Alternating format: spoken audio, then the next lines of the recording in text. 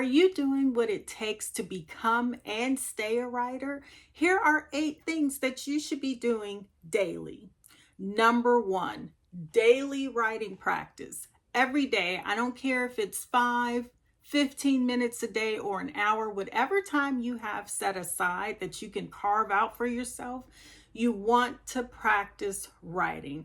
Practice makes perfect. And let's face it, none of us are ever going to be perfect. If you have been following along on my making a movie journey and this film journey I'm going on, you will see that even with my script, no matter how good it is, there are still going to be notes and still going to be ways to improve and things that you can change to make your project better. So the only way that happens is if you practice on a daily basis. Even when I'm busy and I'm editing like this, I still like to take time to work on something new. It kind of takes my mind off the current project, even if it's just 1 or 2 pages or even a half a page, whatever you can do, just keep writing and hone your skills. That's what you're going to do every single day. And every single time you're going to win. Number 2, read with intention. I read some of everything. Sometimes I try to post shorts and do book reviews on my channel, but read if you can just 5-10 minutes, if you can read a paragraph, read a page of a book, whatever it is, reading will help you to become a better writer. You will know what's on the market. You will know what is popular at the moment. You'll know why people are flocking to a certain genre or a certain author.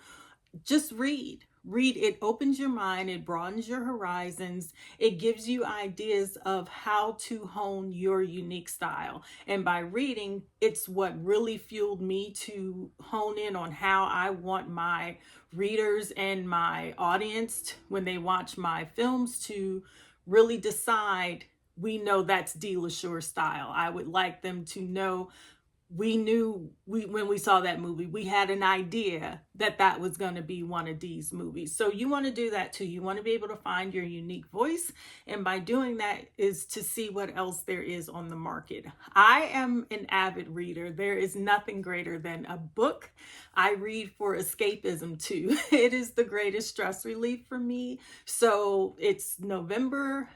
As of now, I think I have read something like probably close to, if not a little bit over than 150 books this year. That's a lot. I tend to read fast when I have downtime. And usually if things are chaotic and going out of control, I center myself with a book. So whatever that is for you, definitely find that balance, but read so that you know what's out there. All right. As a writer, I want you to do that.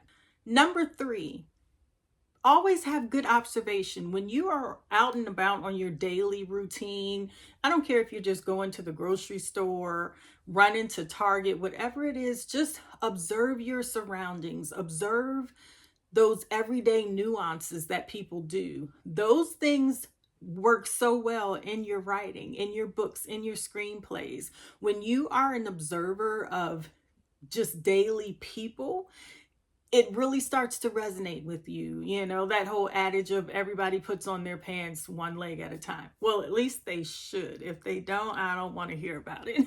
But definitely observe your surroundings. Learn to look around. Sometimes I've seen a certain situation happen and I'm thinking, you know what? I want to write about that. I want to put a spin on it. Or I play the game of what if. I see that this happened, but what if that person would have turned right instead of left, you know? So always be an observer of your surroundings, of the people around you, everything. It will make you write better scenes. It will bring to mind different scenarios and situations that you want to convey to your audience. Number 4, analyze story structure.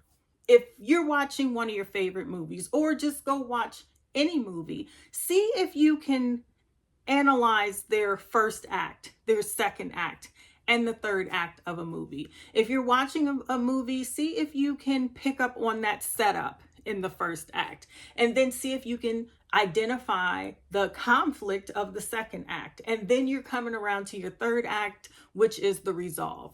Analyze how that director, how that writer scripted everything out beautifully, or if it wasn't so beautiful.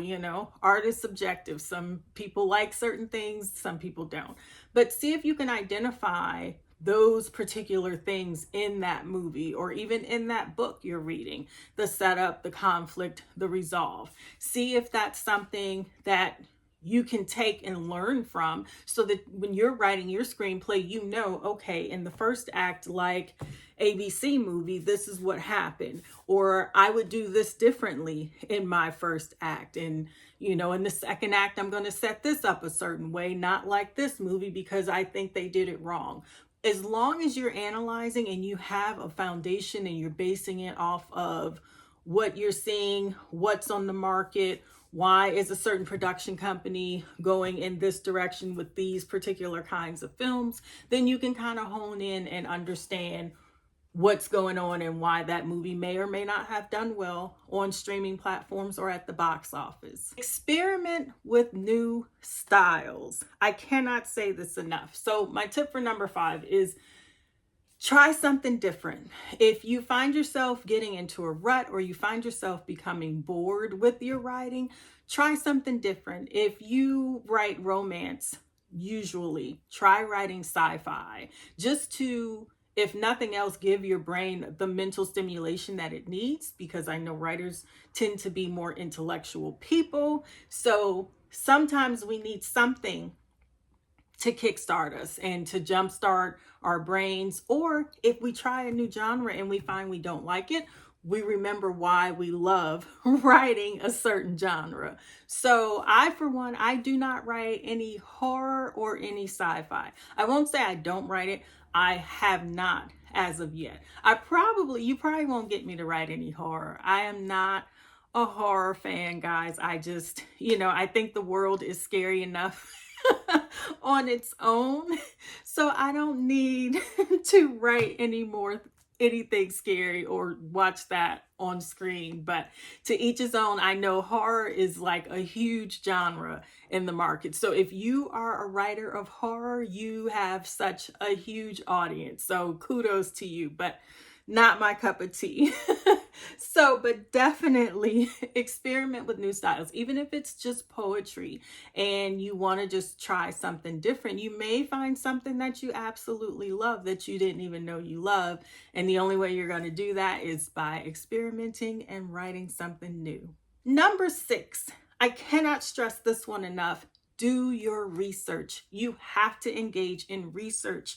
There is no way around it. If you are writing about a certain subject and it is not something personally that is happening to you or has happened to you, or something you've experienced and you need to research it, do that research well.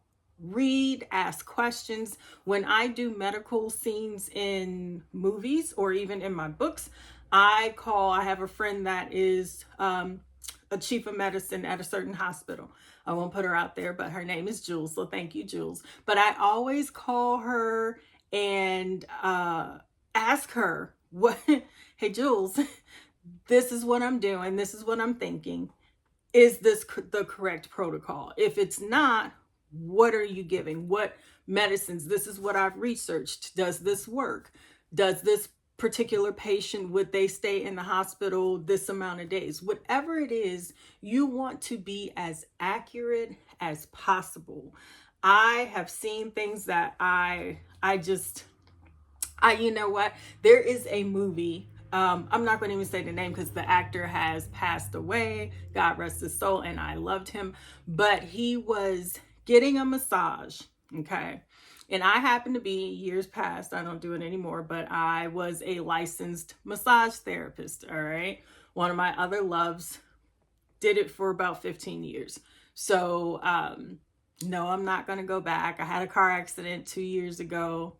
Yeah, I can't do it anymore. However, this particular actor was getting a massage, and the massage therapist came in the room, and she was wearing long sleeves.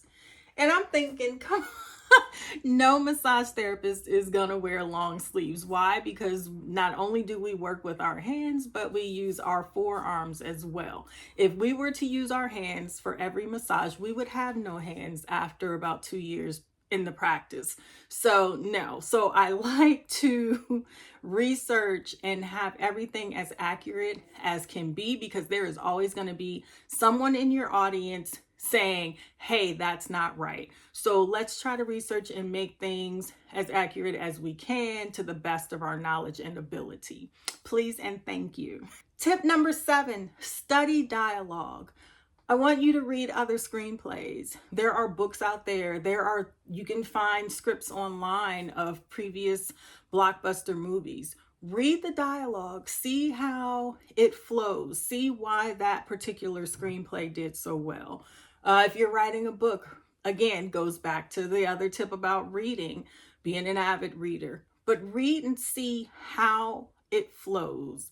Dialogue is important. Not everybody speaks a certain way. You have those different nuances. You have those different vernaculars over even from locations where people live.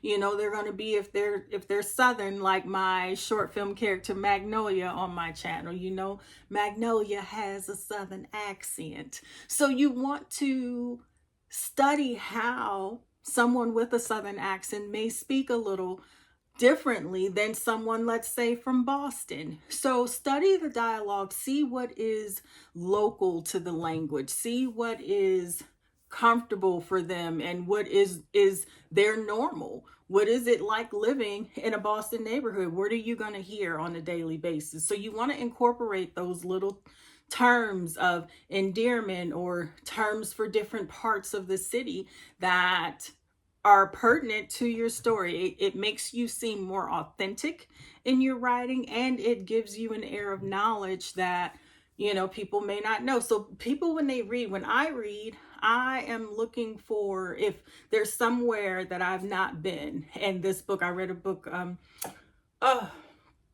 what was it? But it was in London, and it was a place that I had not been. And I'm thinking, oh, you know what? When I go to London, I want to check out this particular location because they said this, and this is in London. So when you're painting a picture for somebody, you know, paint it well, that they want to be in that book, that they want to be in that place that you're describing. Now, unless you're writing fantasy, y'all, I'm not doing any dragons or, no, I take that back. I would do a dragon because Fourth Wing, you know, Taryn was my dragon. I would love a black dragon, but you get what I'm saying. Just study your dialogue and really put into your dialogue how those people talk in that vicinity. Tell me about the British accent. Tell me, you know, about the Southern accent. Just put little touches on your characters that make us really relate to them. All right. Tip number 8, go back and read your old work, review it, go through it, critique yourself.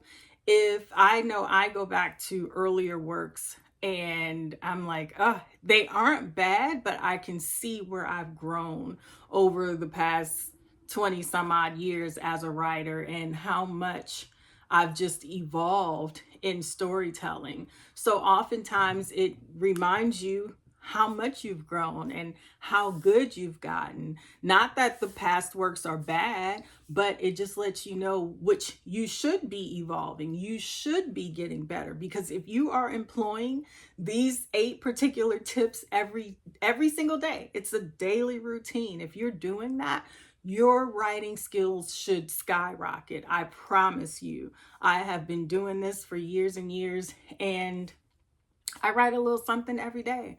I honestly do. And it has been a joy. I've said before, writing is my air, and I find if I don't do it, even in just the smallest capacity, even if I'm just writing a script for Magnolia, Magnolia Winters, and because I know episode 2, everybody's been asking me when's the next episode coming out. I will get on that for you. But even just those little things will keep you inspired and keep you loving your craft, okay?